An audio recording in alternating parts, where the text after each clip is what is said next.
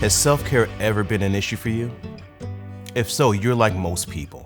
In fact, it's normal to see people not take care of themselves. According to Bloomberg Law, only 48% of workers use all of their vacation time.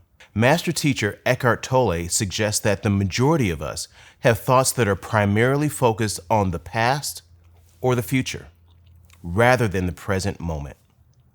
According to a 2022 Harvard study, our minds are lost in useless thoughts almost 47% of the time, wearing out an enormous amount of energy without productive results that don't contribute towards our well-being. So how are you doing, really?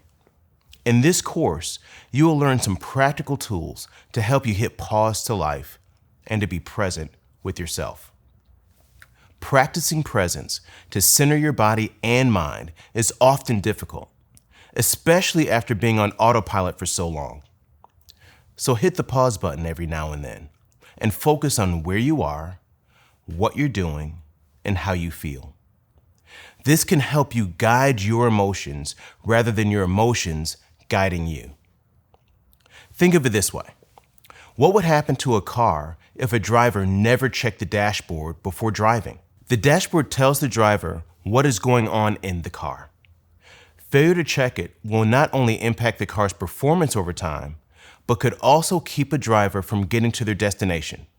Just like a driver should check the dashboard, people need to identify what they are feeling and explore why they feel the way they do. Your feelings are your dashboard. They are your indicators of what's going on inside of you.